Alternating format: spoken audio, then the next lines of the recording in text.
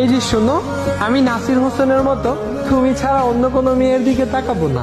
আমি আশরাফুলের মতো তোমার জীবন থেকে কখনোই হারিয়ে যাব না। তুমি আমাকে মাহমুদুল্লাহর মতো ভরসা করতে পারো।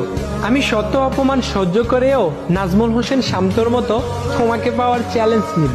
তুমি আমাকে মেহেদি মিরাজের মতো ভরসা করতে পারো। রুবেল হোসেনের চাম ভাঙার মতো আমি কখনোই তোমার মন ভেঙে দিব না।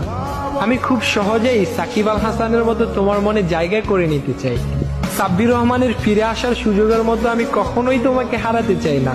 তুমি আমাকে তাড়িয়ে দিলে আমি তাসকিনের মতো আবার ফিরে আসব। মাশরাফির মতো সব সময় তোমাকে আগলে রাখবো।